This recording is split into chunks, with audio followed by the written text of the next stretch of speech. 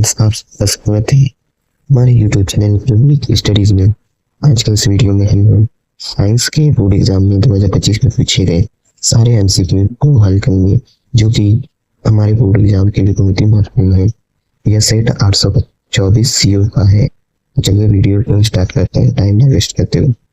इसमें पहला क्वेश्चन पूछा हुआ है कि निम्न में से किस दर्पण के द्वारा आपका प्रतिबिंब सदैव सीधा प्रतीत होता है?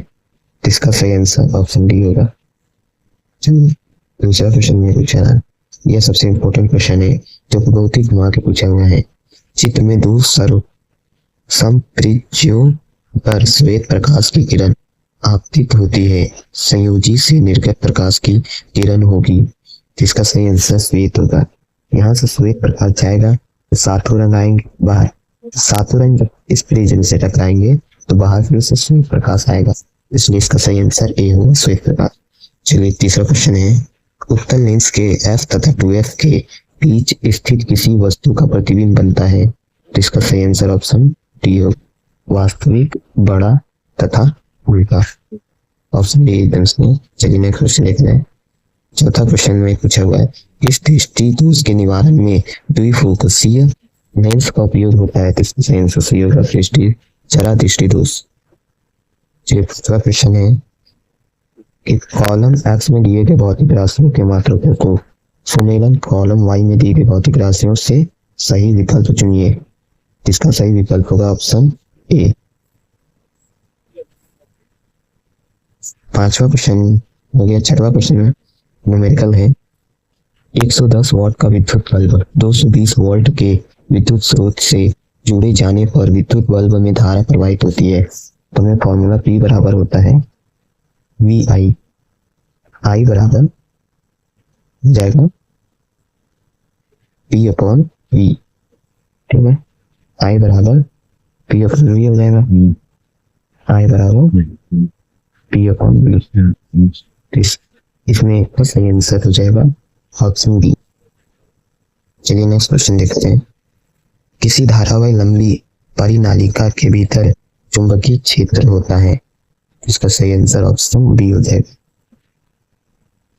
दूसरा क्वेश्चन है, निम्नलिखित में कौन सजातीय श्रेणी है? सजातीय श्रेणी वह श्रेणी होता है जिसमें CH2 अंतर रहता है, इसमें पहला वाला ऑप्शन ए सही होगा, ठीक है। पहला और तीसरे में CH2 का अंतर, इसलिए ऑप्शन ए सही होगा।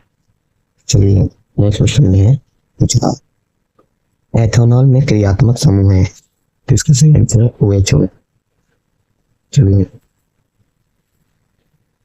10वां क्वेश्चन है, दूसरा है, 1 मिलियन लाल लिटमस को नीला कर देता है, इस विलयन का संभावित pH मान है, तो इसमें सही आंसर ऑप्शन डी होगा। इसका सही आंसर ऑप्शन डी होगा 8। चलिए नेक्स्ट क्वेश्चन है, CaOCl2 का प्रचलित नाम है, तो ऑप्शन इसका सही होगा ब्लीचिंग पाउडर। 12वां क्वेश्चन है, जिंक तथा सल्फ्यूरिक अम्ल की क्रिया से जिंक सल्फेट तथा हाइड्रोजन गैस बनती है, अभिक्रिया है, यह अभिक्रिया होगा आपका। 12वां क्वेश्चन आपको होमवर्क देते हैं, ये आप खुद से करिएगा। चलिए हम 13वां क्वेश्चन देखते हैं। 13वां क्वेश्चन पूछा है, निम्नलिखित में कौन उभयधर्मी ऑक्साइड है? इसका सही आंसर ZnO होगा।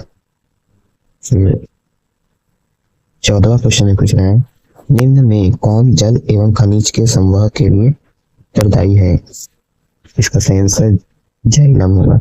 अगर जल के लिए पूछे तो जाइलम, और खाद्य पदार्थ के लिए तो फ्लोएम होगा सही आंसर।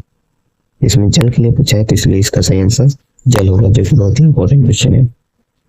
15वां क्वेश्चन है, पौधों में जल की हानि से संबंधित है, इसका सही आंसर ऑप्शन डी होगा, रंध्र। 16वां क्वेश्चन है, निम्नलिखित में से कौन सा पादप हार्मोन है?